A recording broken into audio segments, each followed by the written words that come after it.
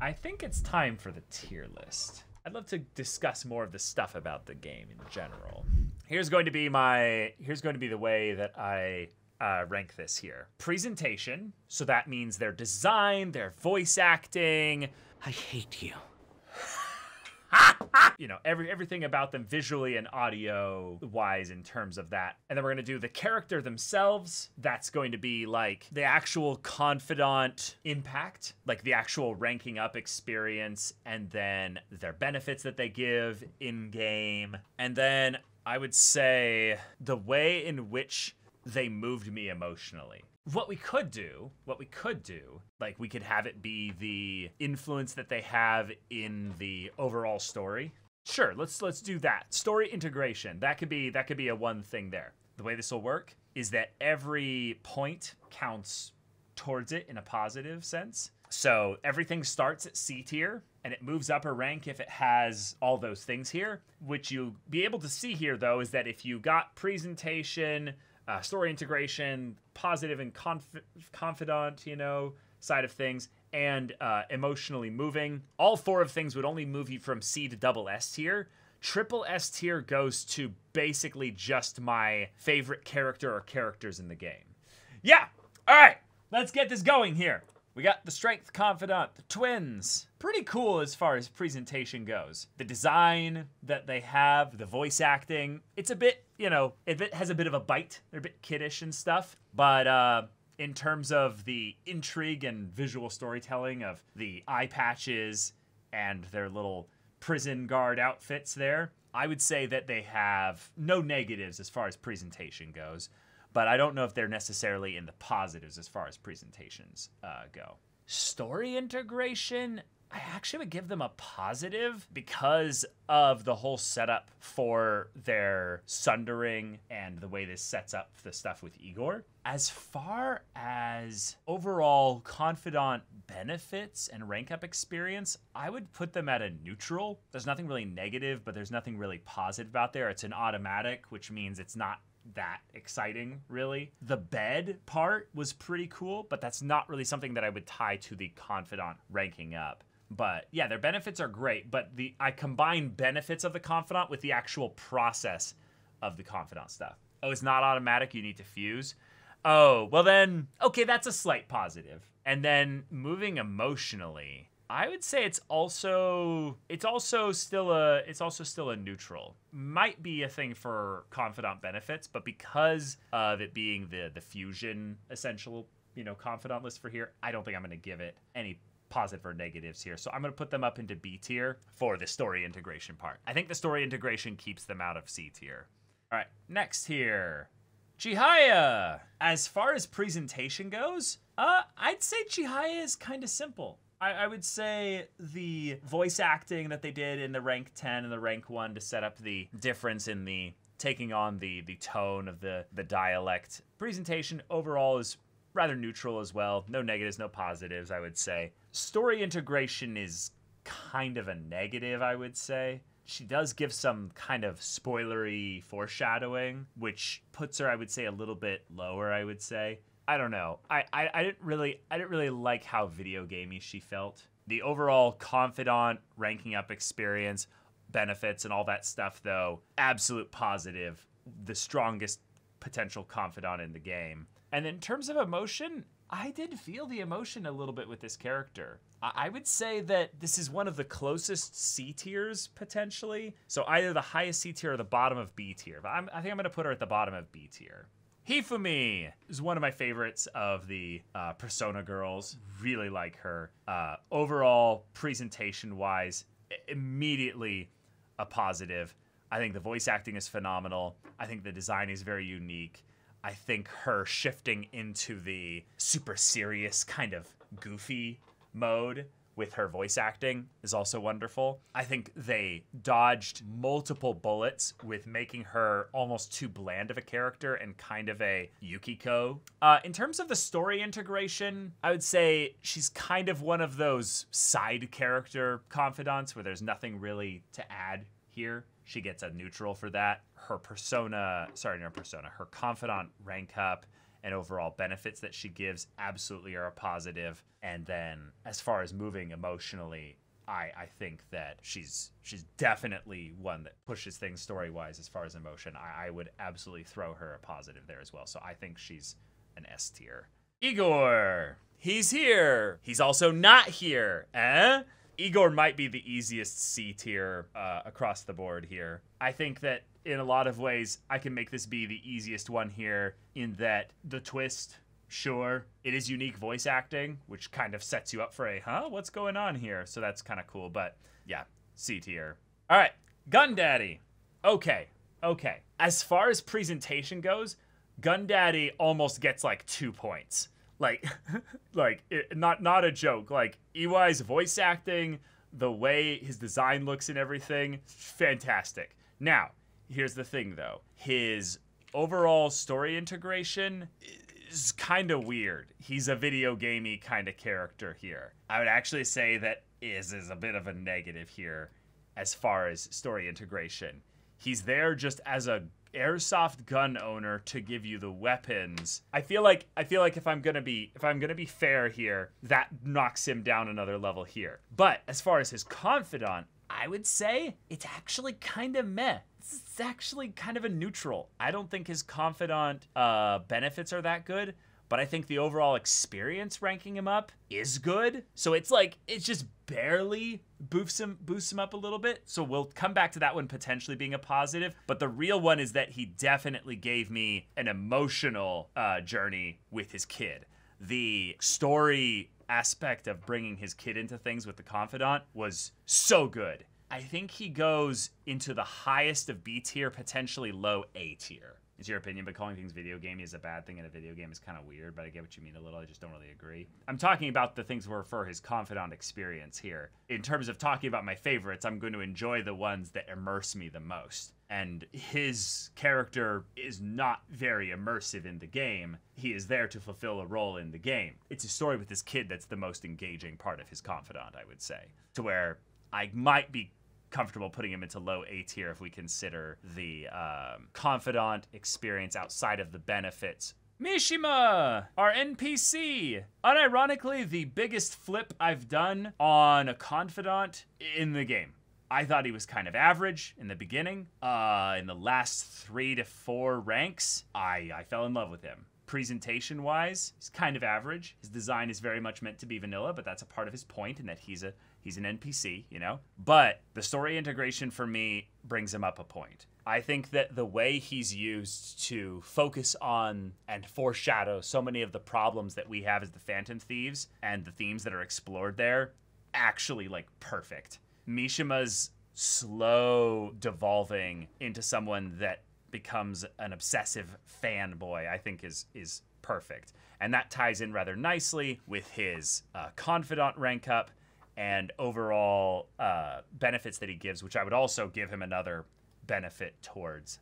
Given that you don't need points with him, it actually makes it really easy and simple to just go, all right, I'm gonna just level up Mishima. Pretty much everything that he gives you is awesome. I was definitely moved emotionally, and I would put him into low S tier. I'm so impressed with how Persona 5 made me fall in love with this character. Oh yeah. Oh yeah. Okay, so here's the thing, y'all. I weighted everything equally. Presentation-wise, voice acting, all that stuff, actually a neutral. I don't think there's anything negative there. I think she's fine. Story integration, not fully a positive, but I would say maybe if you combine that with the little bit from presentation and a little bit from this, maybe that's enough for a full half of a point on each. Confidant, rank up, and benefits is actually a negative. As far as emotion with things, I did care about her story emotionally as we got into it. So this is the thing. If we give half points in the 2 first categories, a negative in one, and then a positive in the final, that actually puts Oya into B tier. And it's wild to think about. But if we go by the half points, she's here. If we go by just full points only, she's here. Yeah, I think C makes the most sense. I need to have it be a full fair point. They need to win that category. Otherwise, it's not worth it there.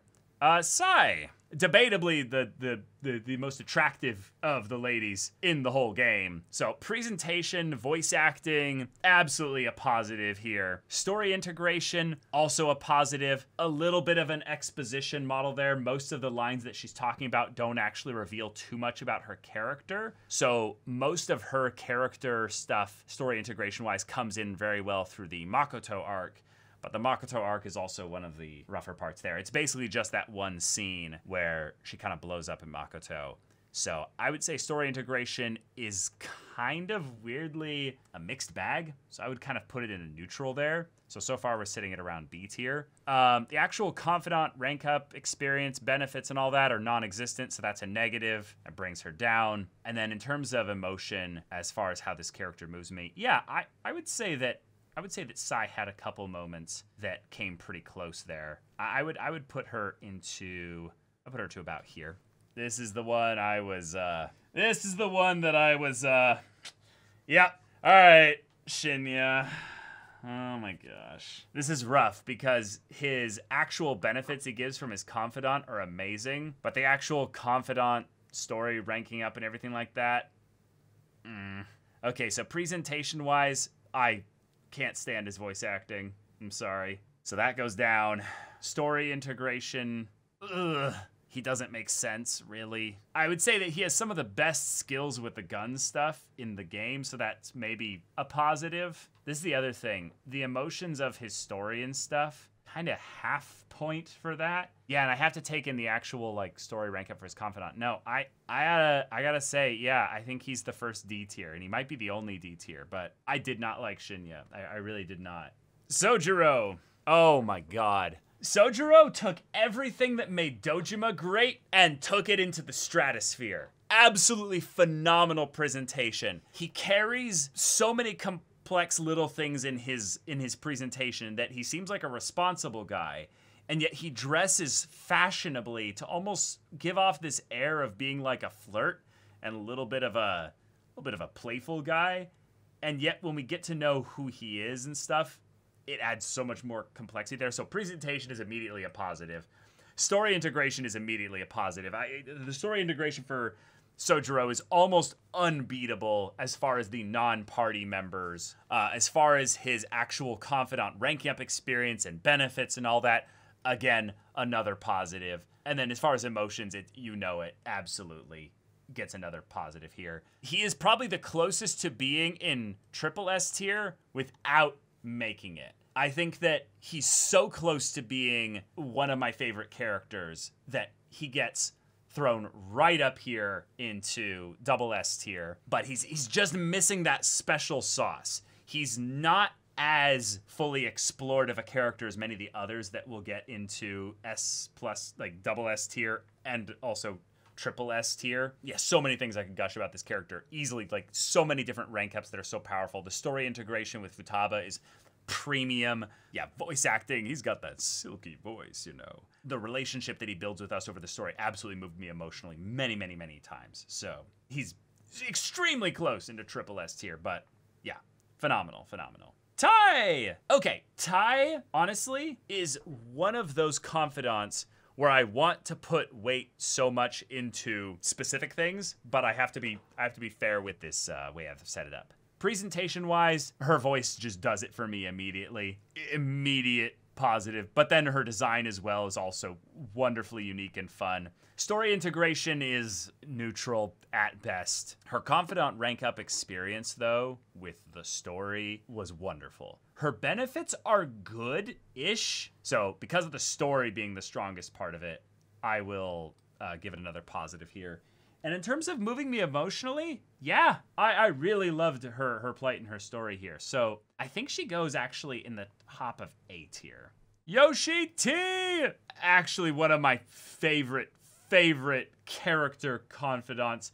I love the older adults in Persona game. Presentation-wise, I loved his voice. I loved his visual kind of representation of the political arcs going on that were like eventually going to be going on in the story. So he sets up the societal commentary side of things by his design really well. Story integration is a positive as well, so he's immediately an A tier here. I think that the way in which he sets up things with the Phantom Thieves being a force in the political sphere, and even though he's not got his story immediately directly tying into the main plot, I think it's handled really well.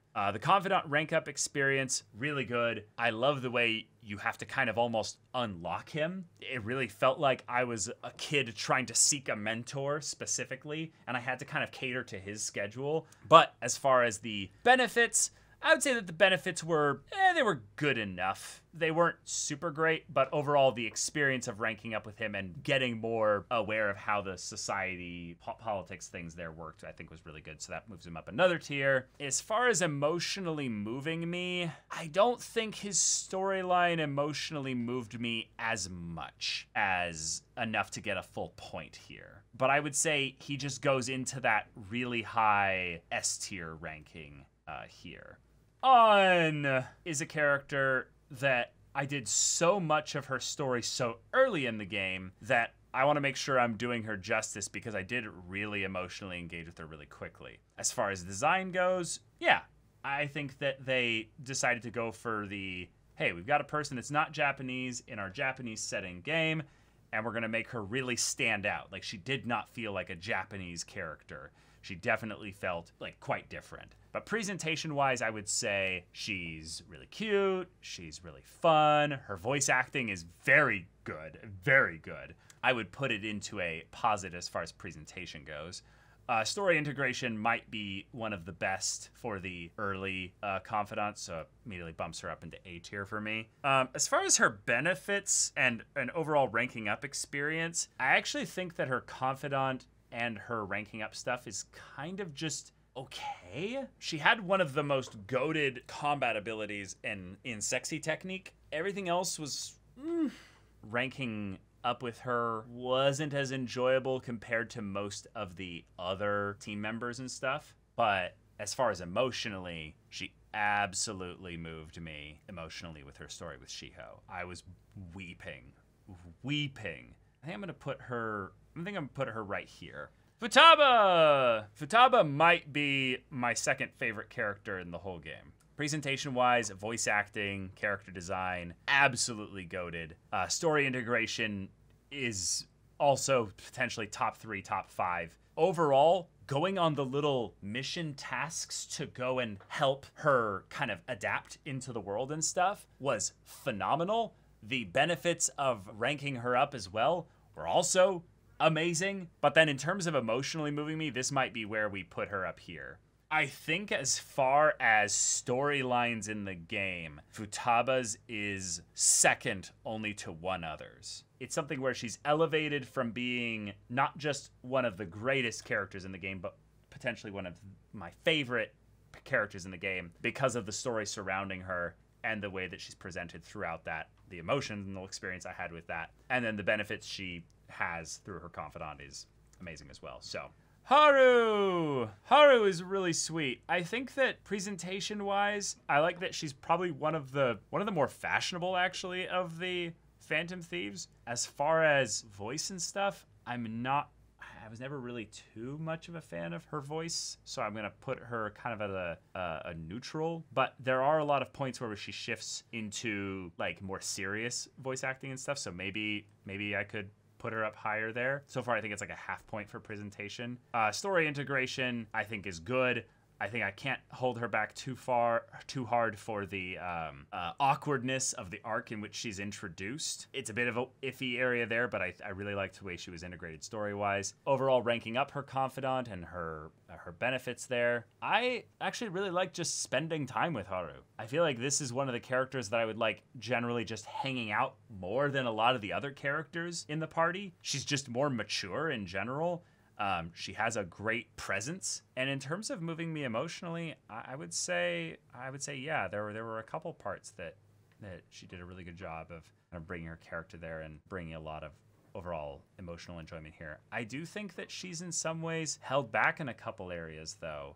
I don't think she's that high on S tier. I think she's actually one of the lowest. Sumire and Kasumi and Sumire. Okay. I did not like Kasumi in the beginning. This is the character besides Mishima that I came around also really hard on. I did not like her in the beginning. I was very much like, I don't know what they're doing with this character. And you know what? That was kind of cool because the way they revealed who she was and set it up as a royal character, I think was very positive in terms of the presentation with her overall design, everything there. Absolutely a positive. She goes on a full goddamn transformation. I think in some ways her presentation is the best of all the characters in the game. I don't think there's any other character that gets that gets better treatment as far as presentation goes. There's more cutscenes and just incredible stuff going on with her character. Yeah.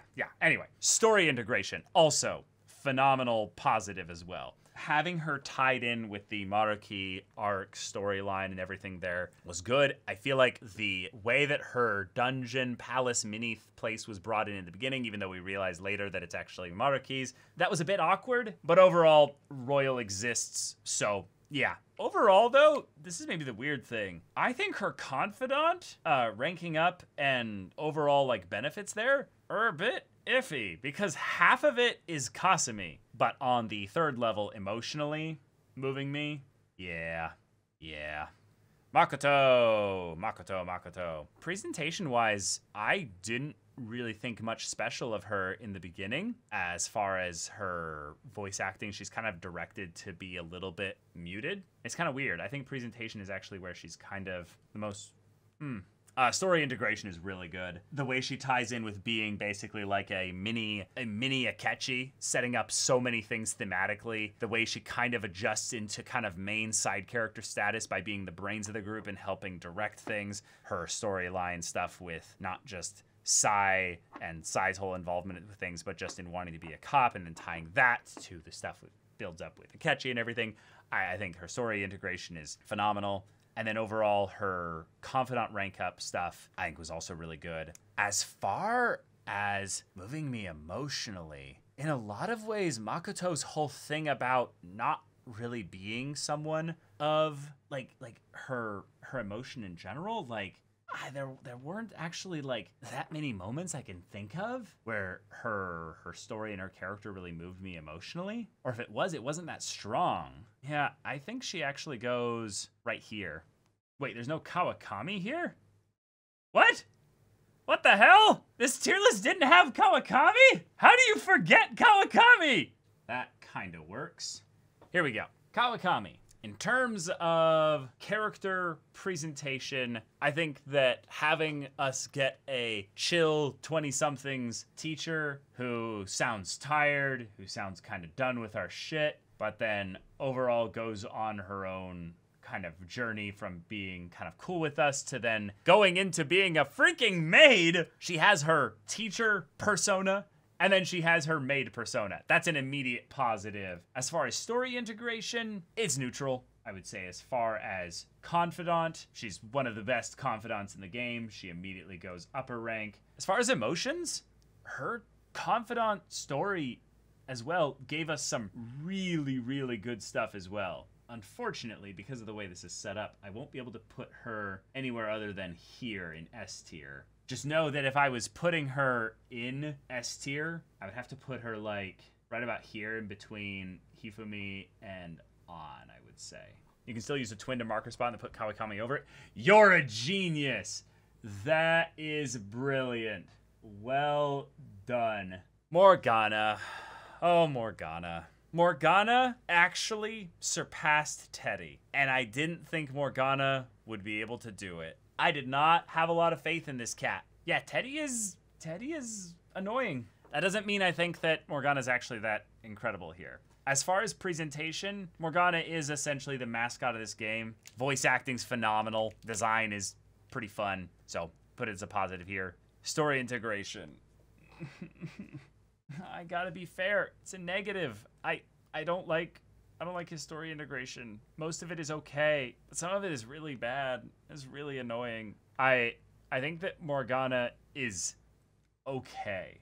I actually think he had a lot more positives in the emotional side of things with his story. And I think as far as his Confidant goes, he had the dreams and the nightmares, which were cool. But overall, it's an automatic rank up. The benefits he gives are not that great. I would say he's a B tier because of the emotions pushing him up here. I would put him here.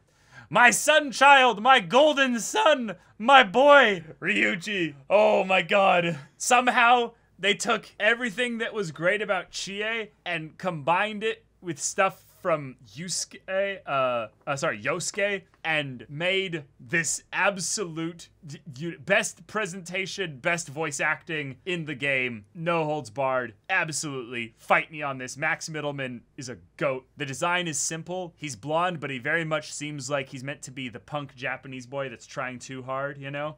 Story integration, phenomenal early stuff, even though I would say he's held back in a lot of ways because he has to be the dumbass, still is a positive for me.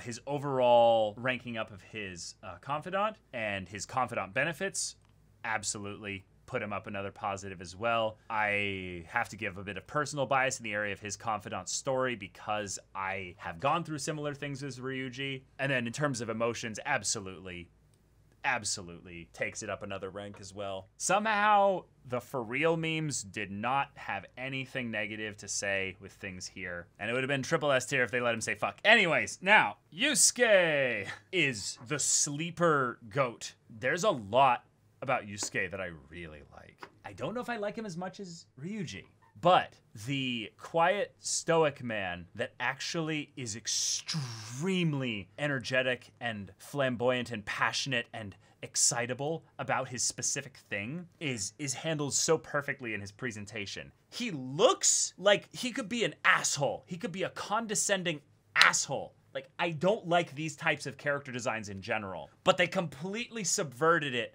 by having him be this artsy, goofy, dorky, unaware, just ridiculous kid. Presentation-wise, voice acting is Matthew fucking Mercer. Design and everything else that he does, yeah, wonderful. Story integration, I would say it's a positive as well. I would say it's not as strong as many of the others, but his storyline with Madarame was really good. He does have a little bit of he pervs on just kind of awkwardly a bunch, but I like the way that they handle it because of his almost ace kind of personality. Like, it's just for the art, you know?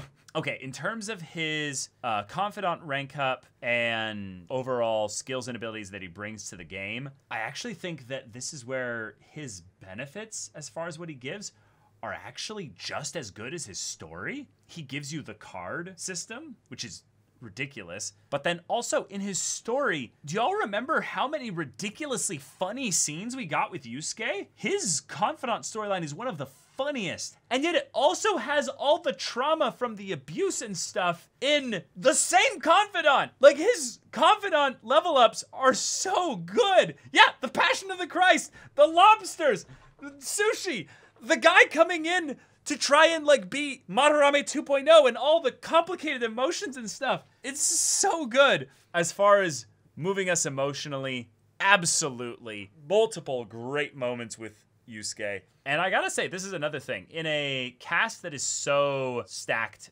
feminine-wise, major congrats for Persona 5 giving us, yeah, 2 fantastic male leads that are not put into the stereotypical beta male role of just being the like, yeah, main character Kun is so amazing, and we just love everything about them, and we have nothing to do with ourselves. No, these guys are absolute dumbasses, ridiculously passionate about their own thing, and there's never any like bow down to the main character kind of stuff that undermines who they are as characters. All right. Whoops, accidentally grabbed him and threw him somewhere. Where is he? There we go. Okay, so this is my favorite character in the game. Every single metric that I've put here, this is the GOAT. You may not like it, but this is what peak Persona performance looks like here. Maruki's presentation is perfect. He is the counselor, and yet there are multiple things about his visual appearance that give off the idea that he's not okay. There's a lot of things about his appearance that show he's a little bit unkempt. He's not as professional as maybe he should be. He's a bit too familiar in his voice with trying to almost make the kids or main characters kind of like him a little bit, which is a part of being a counselor. But when you realize why he's doing a lot of these things, it's very easy to understand that no, there were warning signs going off about Maruki all the way since the beginning. Voice acting is literally only beaten by Max Middleman, I would say. Yes, story integration is the best in the game. The fact that people played this game without Maruki at some point hurts me. You're playing literally objectively a worse game if it doesn't have Maruki in it. That just blows my mind to think about Maruki not being involved in so many of those points in the story, and then how it sets up things for the finale. As far as confidants as well, overall experience, benefits, all that stuff, again, S+ tier for all that stuff as well. The interactions with him where we're getting into the nature and psychology of people, but then also the benefits themselves being absolutely nutty busted. And as far as the emotions, yeah, there's maybe like one other character or two other characters total that have a more emotionally impactful story for me than Maruki. And yeah, he deserves triple S tier. Absolute favorite character in the game. All right. This bitch. I am ready to be spicy here. I think that Akechi is not the best character in the game. I said it. He's not the best character in the game. He's a sketchy motherfucker. He is held back a little bit. But let's go through it, shall we? Robbie Daymond, his design, the way he's an antithesis to Joker, obvious positive in presentation. Story integration, yeah, the way that he's kind of webbed around through the story as an antagonist is wonderful, wonderful. Obviously, Shido by association is the biggest negative here, and that area was probably explored the least effectively, in my opinion, because it felt a little eh. But as far as Confidant, this is where things I actually feel like are a little bit not that high.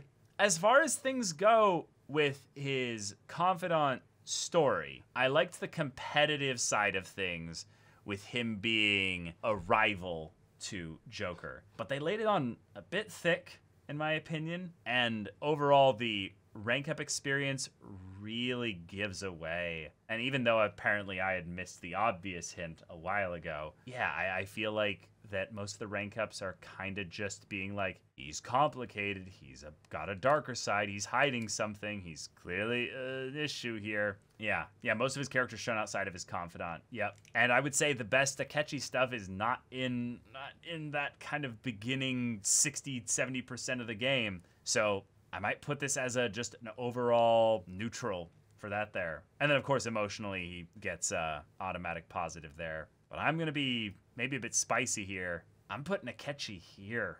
Like, I don't think he goes into the absolute goated bros list up here. I think he's a fantastic character, yeah, but right. I don't think he's standing the test of time really against these five up here. I did put all the bros in SS. That's true. I think that the only thing that I might change about this list, and this is weird to say,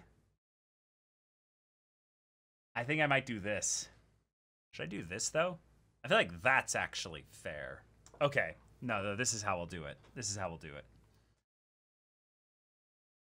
There we go. What I just gotta say here, what I gotta say here personally, is that if you look at what's in A tier and above, it's basically everybody. Like, it feels weird seeing these four down here, but that's A tier. This is A tier. All of these are S tier. All right, this is the Persona 5 Royal Confidant tier list. Let me know where you would put yours in the comments below. All right, there y'all. Bye.